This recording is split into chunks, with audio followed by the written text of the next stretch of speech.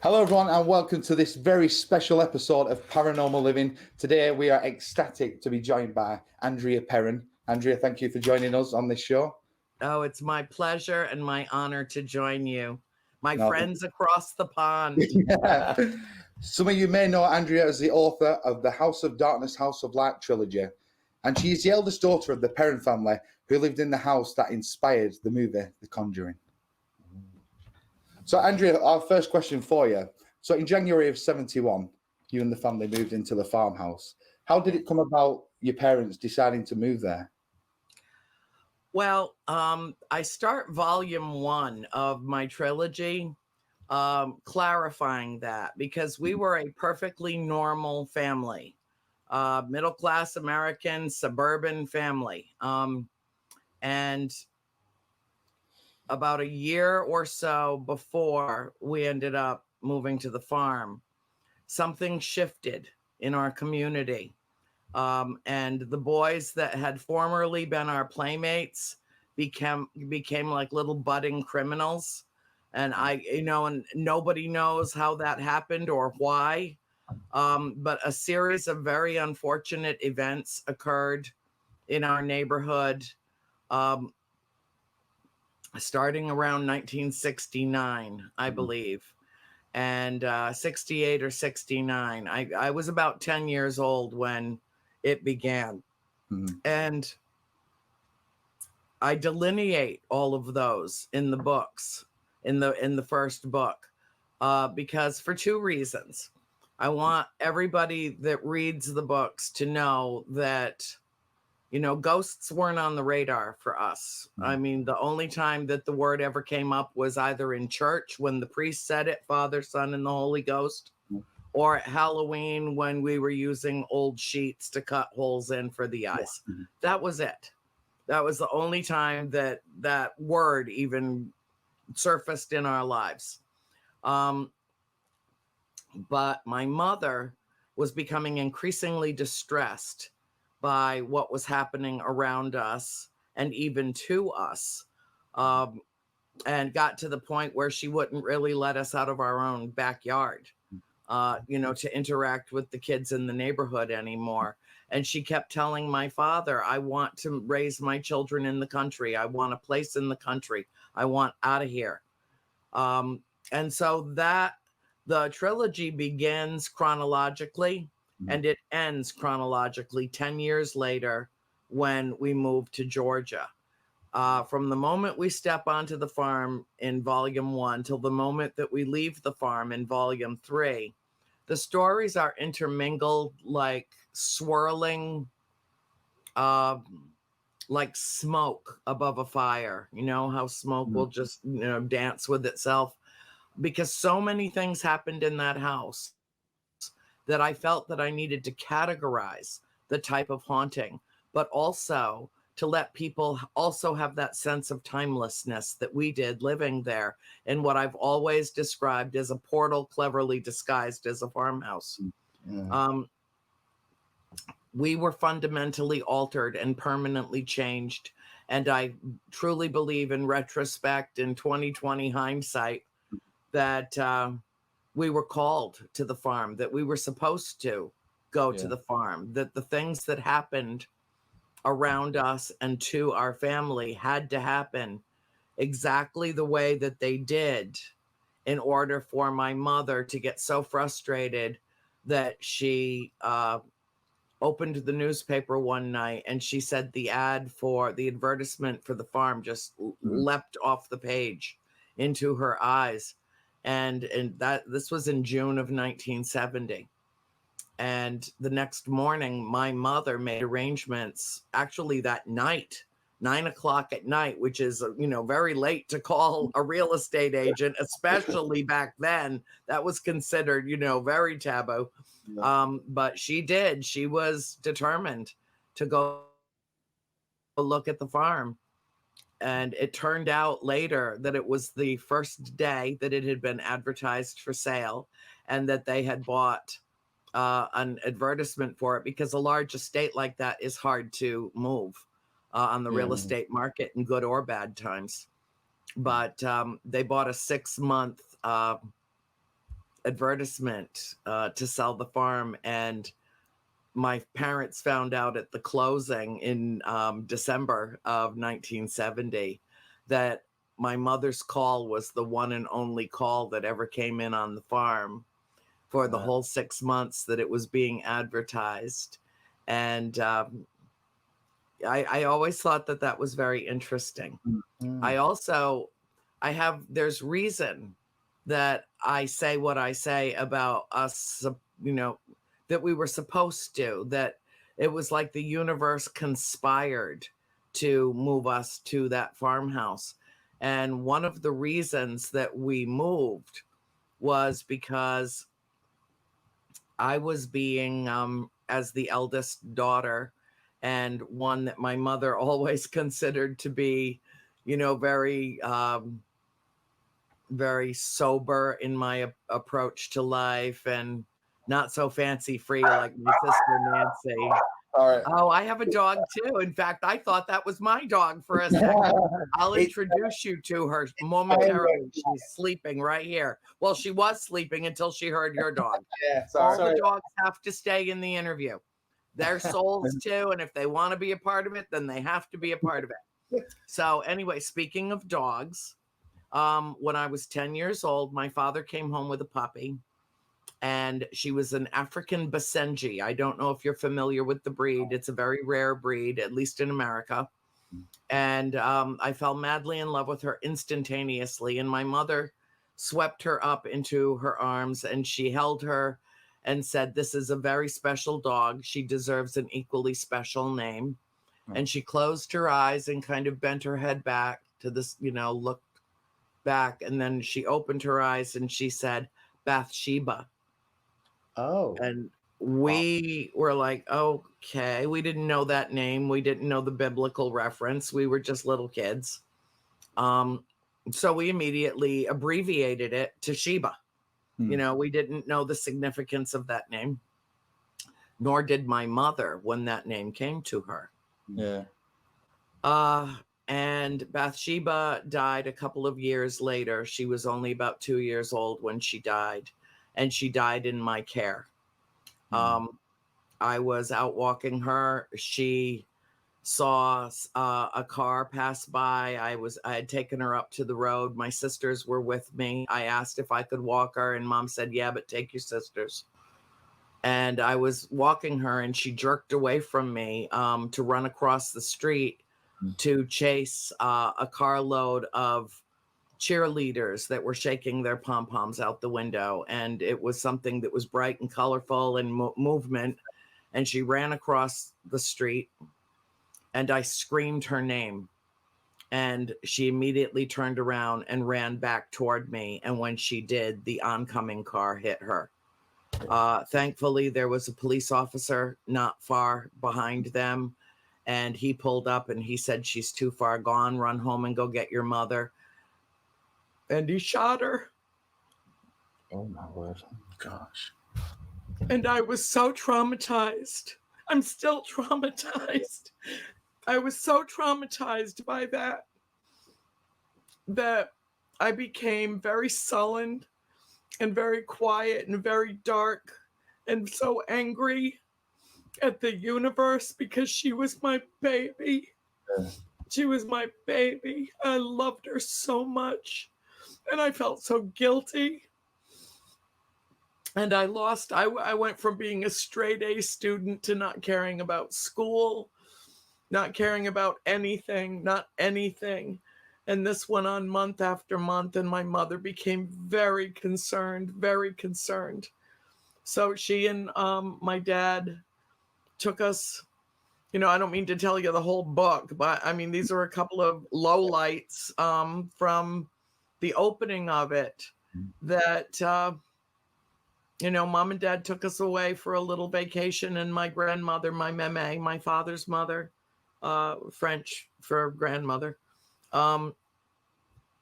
was staying at our house, and she had left to go back and check on her house. And when she was gone, the neighbors' boys broke into our house and destroyed everything of any value in our home.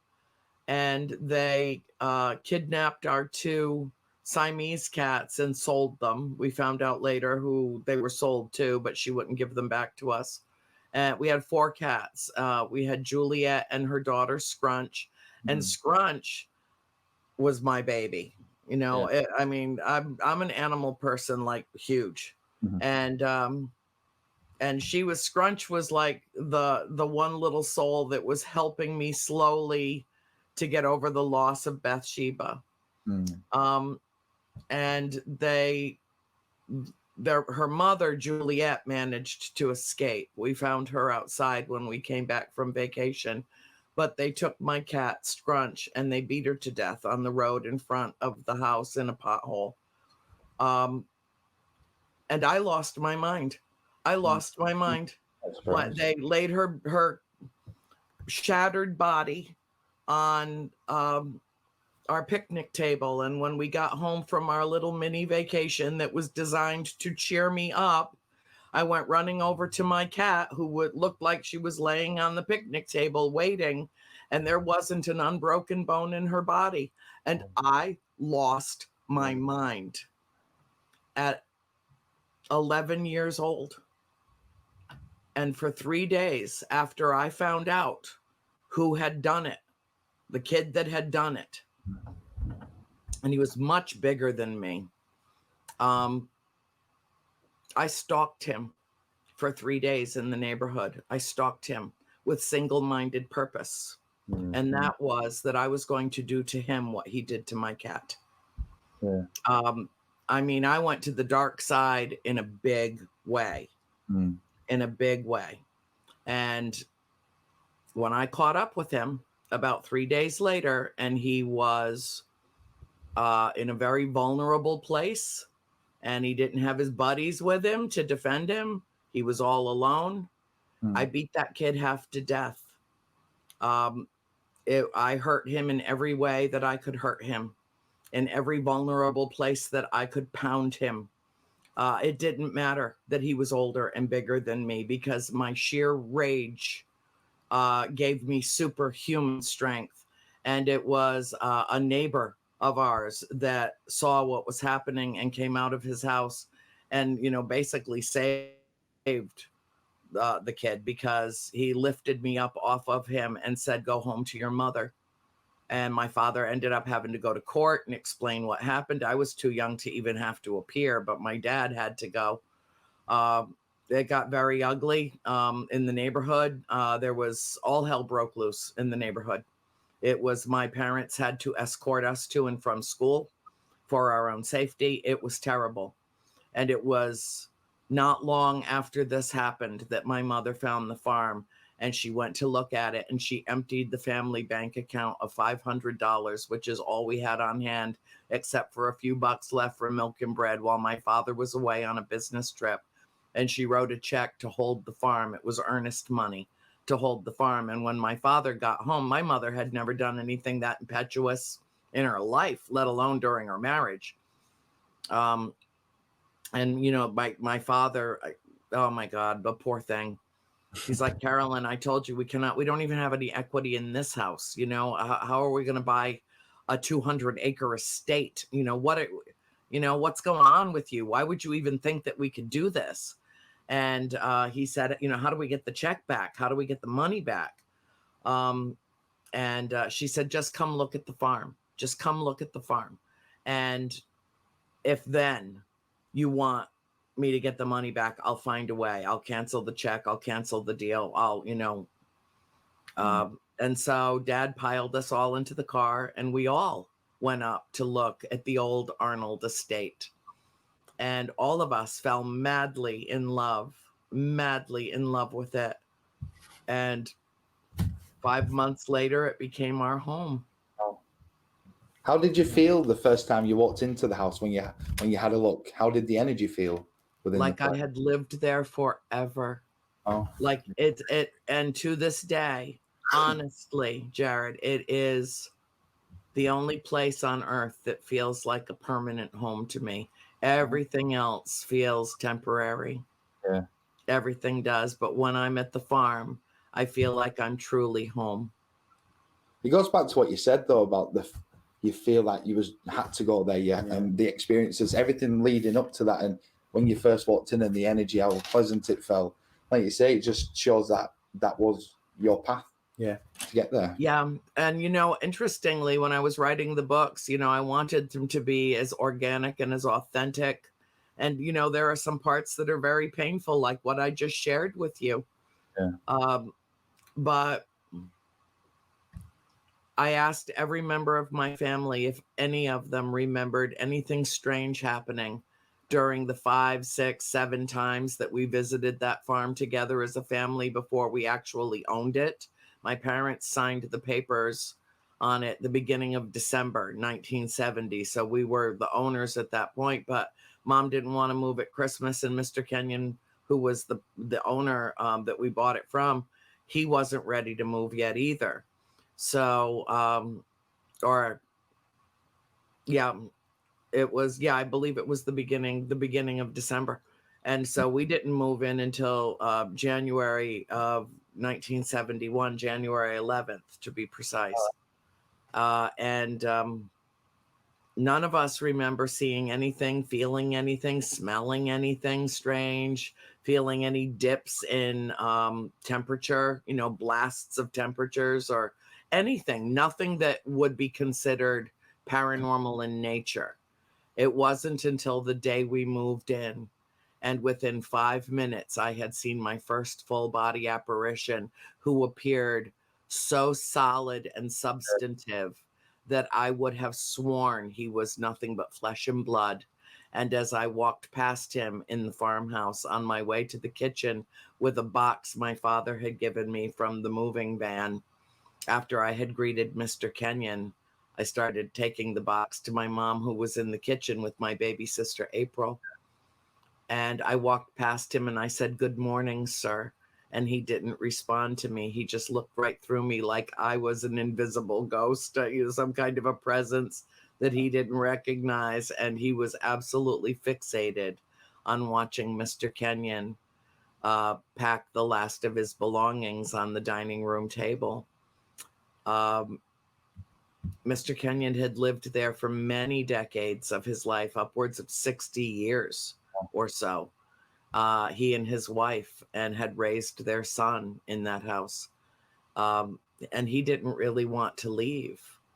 Well, his son is the one that insisted that his father was living. His father was elderly. He was living in too remote a location. And he built him a smaller home on his own property in the village of Harrisville, and we lived on the outskirts. The farm was way on the outskirts. It was very close to the Massachusetts line. In fact, we had 60 acres of the land of the farm was in Massachusetts. Mm-hmm. So a couple of hours later, well, no, actually, let me back up a little bit. So I went into the kitchen.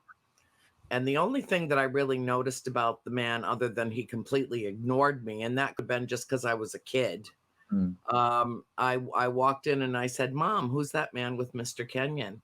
And she said, "There's nobody with Mr. Kenyon. His son's on the way, but he's not here yet." So I just assumed it was a neighbor who had stopped by, or, to say goodbye, and Mom was in another part of the house and she didn't know about it. And she had my littlest sister, April, who was only 5, with her. And the other 4 of us were helping to unload the van. Well, in comes Christine into the kitchen with a box. And she said, "Did you see that man with Mr. Kenyon? He's dressed funny." And then Cindy walks in and she says the same thing. Meanwhile, I've gone back outside to go get another box through the kitchen door. I didn't walk past him again. I went outside. The house is just doors everywhere. So I went to the closest one. Well, when Nancy came into the kitchen, Cindy was still in there. And Nancy distinctly recalled leaning over to Cindy and saying to her, "Did you see that man with Mr. Kenyon?" "I did, but he just disappeared." And that was our introduction to the supernatural. And then a couple of hours later, after the The moving van had been emptied because, I mean, we came with a caravan. We had a moving van, we had cars, we had, uncles and my grandmother, and I mean, moving guys. It was a big deal to move to the farm. And it was in the midst of a swirling snowstorm. But when you're a good old hardy Yankee from New England and it's moving day, you damn well move on moving day, regardless if there's a sheet of ice on every road. And so closer to the end of the day, Dad went into the dining room and Mr. Kenyon was still packing and taking his sweet time. And Dad went up to him and he said, "Earl, this house is plenty big enough. You can absolutely stay with us. Just live with us. You can stay here. You can live out your days here with us." We loved him. He loved us. Yeah. It was cosmic love. It was familial love. We just adored Mr. Kenyon and he adored us. Yeah. And he hung his head and he said, "Oh no, I can't. I have to go. My son, I can't." He said, "But I'll come visit." Well, 4 of the 5 of us, April was still with Mom in the kitchen, but the other 4 of us were in the dining room. We were just warming up because the van had left. And Dad offered to, help him move things out to the barn if he wanted to keep them there until spring or, whatever. He'd make it easier for him. And that apparition reappeared. And the 4 of us, the 4 girls, we saw him, but Mr. Kenyon and my father did not. And so just by kind of cutting our eyes to each other to check to see if we were the only one who saw him or was it them too. And, there was a lot of cutting of eyes that went on for a couple of moments. And we realized, not to say anything. I can't even tell you how we knew not to, but we knew it was obvious to us that they couldn't see him, but we could. Yeah. And that was our foray into the paranormal world that Did day. Did you ever find out who the gentleman was who you saw? Well, none of them ever walked up to us and said, "Hello, my name is." That's really not how spirit works. But through my mother's research, she presumed that it might have been Johnny Arnold, who died in the mid-1850s in the house. And he was just trying to get a little buzz on and had taken some horse liniment, which is 90% alcohol, up into the eaves of the house and drank it. And it caused his stomach to bleed and he died. Now, some people say that he committed suicide, but I don't think so. I think he just wanted to have a drink and, it was the next best thing to, buying liquor, which was not plentiful in the colonies or in the colonies or it was in the 1850s. So it was actually a state at that point, but not something that was readily available, certainly not to remote farmers. So my mother, interestingly, crawled up in the eaves one time and came out with a bottle of horse liniment, an empty bottle. Now, that doesn't necessarily mean that was the bottle that he drank from, but he died in agony, I'm sure. And he was just in his 40s. He was a relatively young man, although life expectancy back then was much shorter than it is now. And but based on the look of him, he looked young and old simultaneously. He had weathered skin, like he had farmed and been in the sun a lot, and he was dressed in handmade clothes. And I even remember asking my mother, does everybody dress like that out here? Because it just seems so far away from the suburbs of Providence, Rhode Island, which was a much more sophisticated area. And his clothes looked handmade, and it's because his clothes were handmade in the 1800s. Yeah. So how long was it how long was it before when you moved in, it took the activities to obviously intensify or start more. You mean after we moved in? It No. it started that day and it never stopped for 10 years.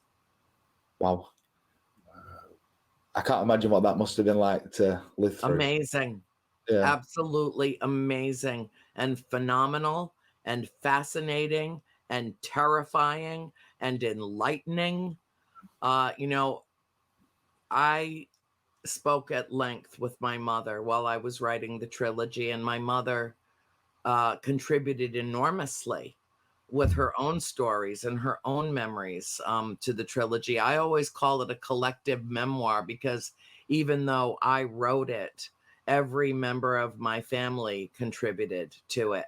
And I remember once talking to my mom about it and asking her if she wished her life had been different and that we hadn't gone to the farm and not ever had these experiences. And she said, "Oh no," she said, "in spite of the hardships and the fright, you know, sometimes the abject terror, she said, I wouldn't trade it for anything because in that decade of my life, I learned everything I need to know about life and death and the existence of an afterlife.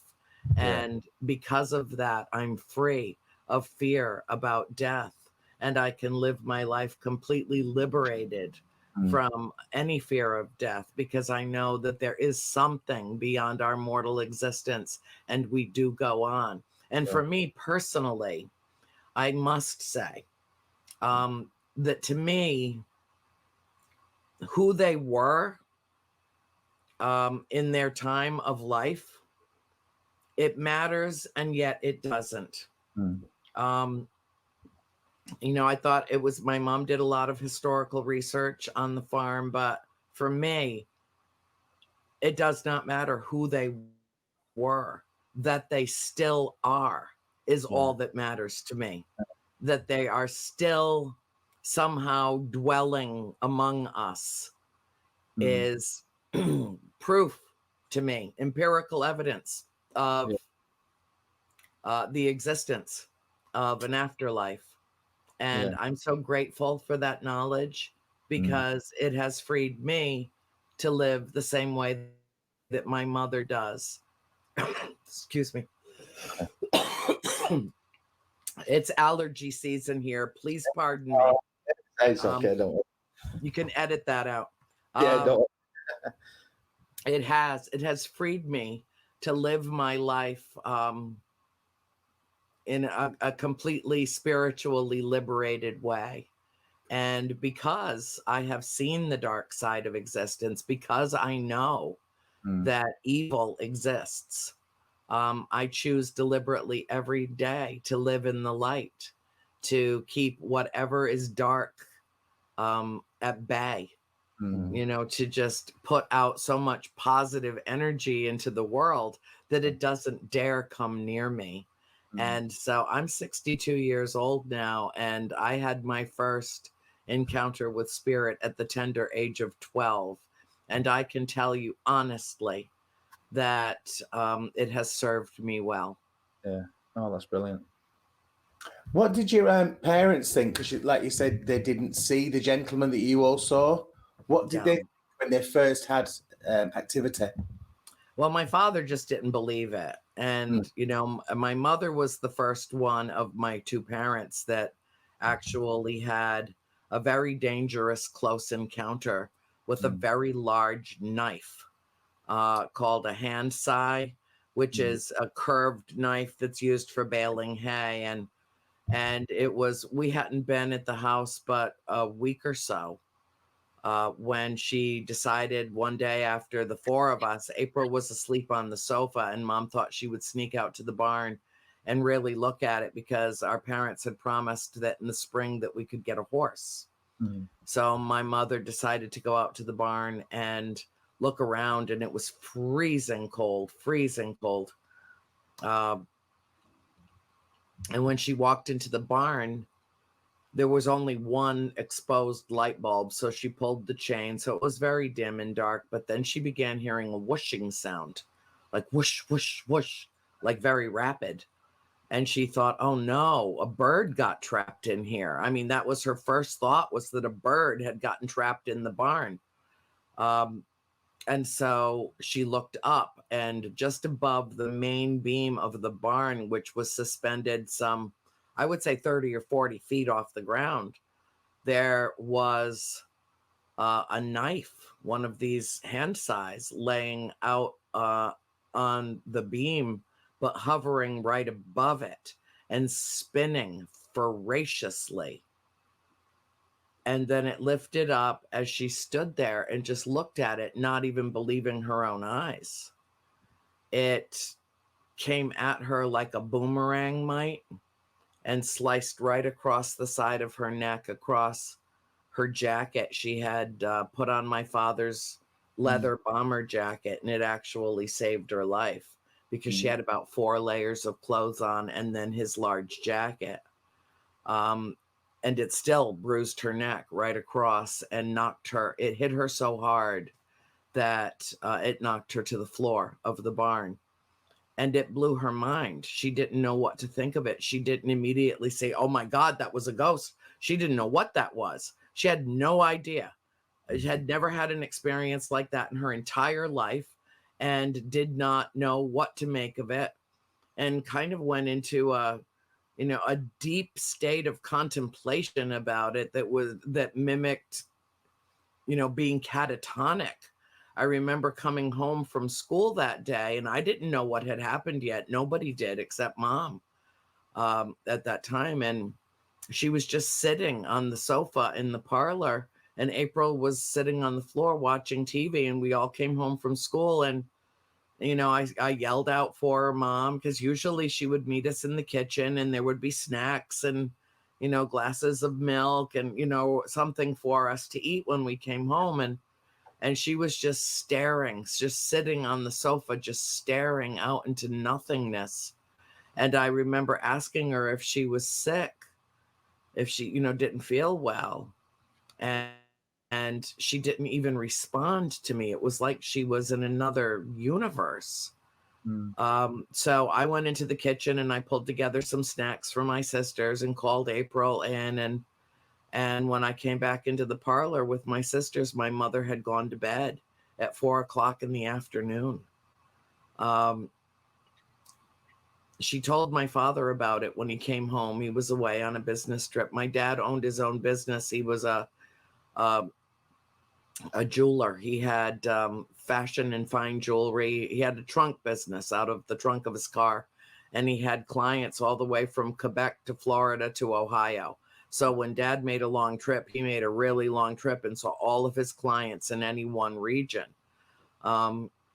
And so, he had been gone for several days. And when he came back and she told him, he didn't believe her. And we saw that he didn't believe her. Well, we were already having incidents of our own in the house.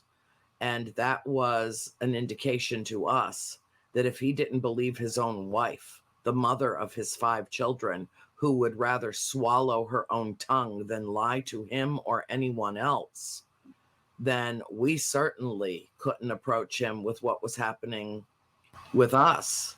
Yeah. So at first, it was a real hardship because it was the cold dead of midwinter, and we felt kind of isolated and abandoned. Yeah. We couldn't talk to Mom about it because clearly she had issues going on and we didn't know what they were. And we didn't feel comfortable discussing what was happening with us. I was hearing an old archaic horn up in my bedroom at night. I thought it was just the wind whipping through the eaves of the house. I mean, this was a house that was completed as it stands now in 1736. The original homestead was deeded in 1680. And they started building on it then, and then just added and added to the house until it became this big, huge, sprawling farmhouse that I guess was built onto to accommodate a sprawling family. It was built by the Richardsons, but it then later through marriage became the Arnold estate. And it was clapboard. It was freezing cold. It was a miserable way to live in terms of the elements compared to the nice, cozy, snug Cape Cod style house that we'd had in Cumberland, Rhode Island, that was always comfortable. It was a real wake up call in terms of, living in the country, as it were, but particularly in a very, very old home with no insulation. So I thought that the sound that I was hearing at first was wind whipping through the house, or the eaves of the house, or through the boarding room, or the wood shed that was attached.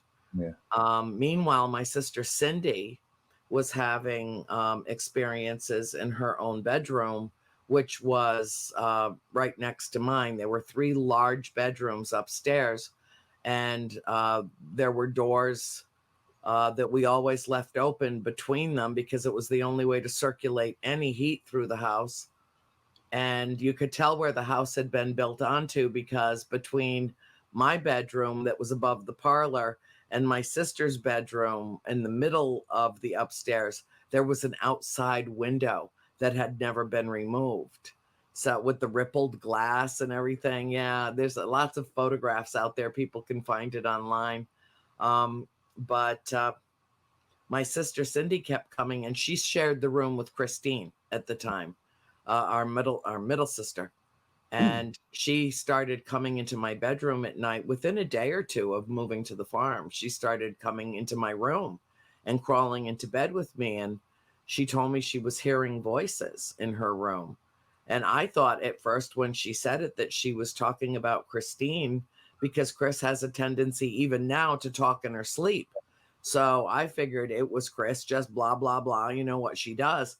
And she said, no, it's not Chris. She's sound asleep. She said, and Cindy was only like 7 or 8. She was still quite young when we moved into the farm. And she said, no, she said, there's voices all around my bed, all the way around my bed. And they're all talking together. They're all saying the same thing at one time. And I asked her what that was. And she said, there are 7 dead soldiers buried in the wall. There are 7 dead soldiers buried in the wall.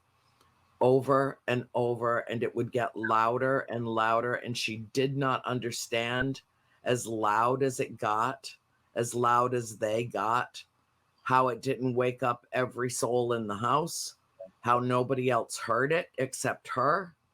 And she was very frightened. So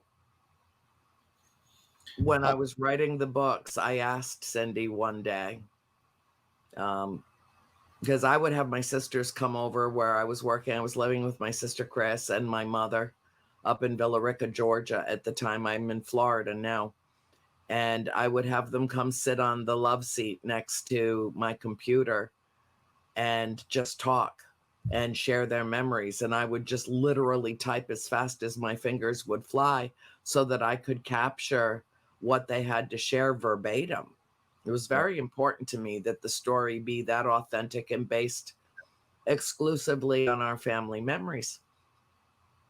And I stopped typing one day, and I turned and I looked at Cindy and I said, now Cindy was at this time, as I was writing the books, like in her late 40s or early 50s. And I said, Sin, how many times did you hear those voices in the 10 years that we lived at the farm? And her eyes filled with tears, and she said, thousands. Wow. Thousands. I can't imagine what that must have been like at such a young age as well. Constantly hearing that, it must have been pretty terrifying. Well, it's why I ask my reader, my trilogy of books is very interactive literature. And I ask my reader for, I make an unreasonable request of my readers on 2 fronts: that they suspend their disbelief, and that they suspend any notion they harbor of the existence of linear time.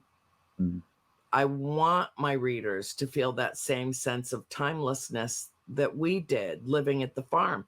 We never knew if we were in 1976, 1876, 1776. We didn't know. what was going to happen next and what we saw or who we saw manifesting in the house, what age or era they were from in history. So what I suggest to my readers as calmly as I can, bless their hearts, they're so patient with me, is to read the entire trilogy of books as one long saga. Mhm. And don't even try to follow it chronologically. It begins chronologically before we move there. It ends chronologically after we leave and what transpires after. But from the moment that we step on that property as the owners till the day that we move out in June of 1980, know that all the stories are written according to the type of haunting that it was, because there were so many manifestations of different entities, different spirits, as it were, in the house. It was like trying to, rein in a cast of thousands and stuff them all onto a stage, but the house itself had the lead role. Yeah. The house itself was the star of the show. And everybody else came and went off the stage and came and went and hung out in the wings and maybe hung out in the dressing room downstairs, and then passed through, and then they were gone again, but never really gone. And, so it's a very ethereal journey. But I promise you, once you're done reading the trilogy and you get to the end, you'll see how everything transpired exactly the way that it did over the course of a decade in our tenure living in that farmhouse. One of the most interesting questions that I get frequently is, what is wrong with you people that you stayed there for 10 years? My favorite version of that is, what the hell is wrong with your family? Well, I got to be perfectly honest with you. There are probably 100 reasons why we ended up staying at that farmhouse. But again, upon reflection, I realize now, much later in life, that we were supposed to stay there for the length of time that we did and have the experiences and have the interactions and have conscious contact with spirit, so that 30 years after we left, I could find the courage to tell our story and speak our truth to the world when it was finally ready to hear it. Wow.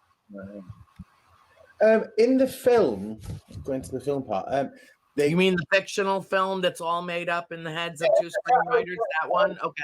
Yeah. Good question. Because it shows in the film that the woman playing your mum gets covered in bruises. Did anything like that actually happen? Yes, that did. There's about, I would say, 5 to 10% of The Conjuring that is actually based on fact. And the rest of it is conjured in the minds of two screenwriters who not only, with my permission, read my trilogy of books and then freaked out and, were like, oh my God, this is what actually happened to your family. I'm like, yes, this is the truth. Well, the films, all the films, beginning with The Conjuring, are based on the files of Ed and Lorraine Warren, who were the paranormal researchers that conducted an investigation over the course of about, I would say, 1.5 to 2 years over the time that they visited our family. My mother never sought them out. She never knew she didn't know who they were when they showed up at our door. Another group of paranormal investigators, much younger, college students, had come to our house, and one of them, Keith Johnson, he and his brother, his twin brother, were part of the group. And Keith said that my mother had called him and asked him to come. And my mother's like, I never called anybody. I mean, to this day, we don't understand why Keith Johnson came to the house, but the experiences that he had at that farm on that day were so intense that he sought out Ed and Lorraine Warren and told them at a seminar that he attended at the University of Rhode Island later in September of that year, 1973. He and his team had come in August of that year.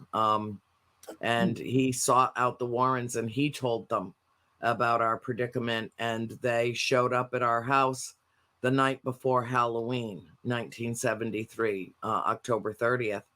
And my mother let them in because they seemed like a pleasant couple that had gotten lost out in, this remote, dark area of Rhode Island. And it was freezing outside. And she let them in, and they introduced themselves. And Mrs. Warren walked over to our old black stove and put her hand down on the corner of it and covered her eyes like this. And she said, "I sense a malignant presence in this house. Her name is Bathsheba." Now, there's no way that she could have known of any of the history of the house. They had just driven in from Warren or Monroe, Connecticut, which was quite a hike to get to us. And so I'm not saying that she was wrong, and I'm not saying that Bathsheba was the most lovely person that ever lived on the planet. The town historian said that Mr. McEachern had made friends with my mother, and he would always lower his eyes when he spoke of her, and said that she was, just a dark-hearted, mean-spirited woman who would beat and starve her farmhands and was exceedingly unpleasant. And he was so old. He was in his 90s when we met him, and he was 10 years old, a budding landowner, when Bathsheba died in 1885. He was born in 1875, and we met him in 1971. He's the one that told my mom all the stories about Bathsheba, but that Mrs. Warren picked up on that name was very odd. But unfortunately, from that point on, when anything nefarious or dark happened in the house that my mother ever reported to Mrs. Warren, she automatically blamed it on Bathsheba. Bathsheba never even lived in that house. Now, it is said that a baby died in her care in that house, and we don't know if she was babysitting or if it was her own child. There were only a few farms in the area, so of course it would stand to reason that everyone knew each other and had been to each other's homes. But she was not an Arnold or a Richardson. She was born of the Thayer and Taft families, which were prominent families in Providence. There are roads that run right through the middle of Brown University with their family names on them. And their family helped to finance the building of Brown University. They were wealthy people. And she had married a farmer out in what was not even the town of Burrillville yet. It had not even been an incorporated town until the 1850s. But she married Judson Sherman and moved out to the country and lived in the Sherman farm, which was about a mile or so away from our farm as the crow flies.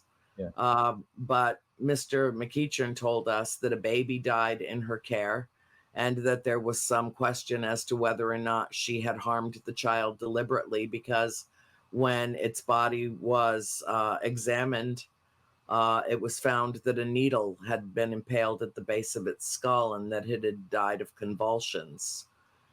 We don't know any more than that. My mother did some research on it, and she included that research in a notebook that also had drawings that she had made of the different apparitions and essays that she had written about different things in the house.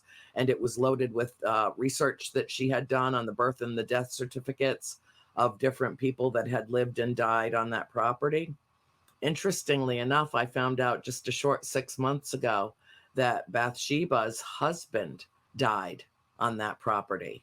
Now, that's reason enough for spirit to hang around a certain place. But we're all relatively certain that it wasn't Bathsheba Sherman that was haunting and taunting my mother, and that she was falsely vilified in The Conjuring based on what Mrs. Warren had written about her. But that the spirit that was actually tormenting my mother was long dead before Bathsheba Sherman was ever born.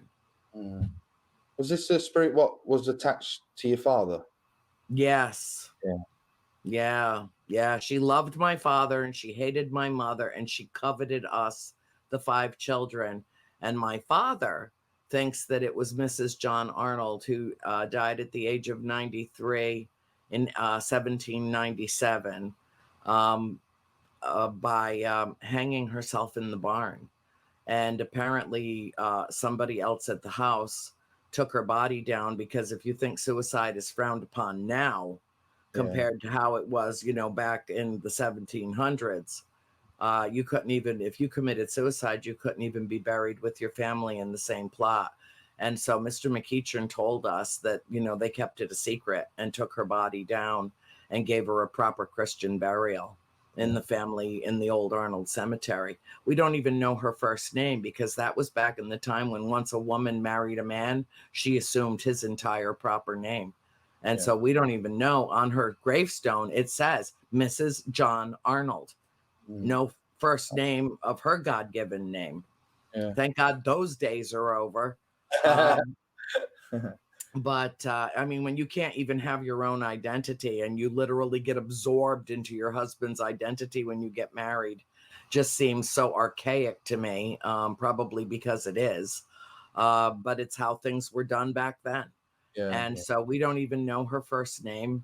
But there were numerous spirits in the house. Most of them, honestly, were either benevolent or benign. There were times that they would make appearances and not appear to notice us at all.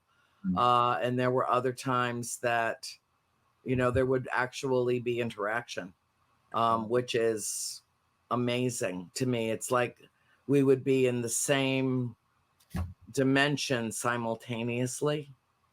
In fact, I think of everything that ever happened at that farmhouse, that was the most incredible thing of all. Was one time, the Warrens, chapter 7 of volume 2 is called Warren Peace, a play on words, obviously, from the famous novel. And it chronicles and delineates our experiences with Ed and Lorraine Warren. The film misrepresented our situation with them. They did not move in with us. They did not fix everything, and we all lived happily ever after.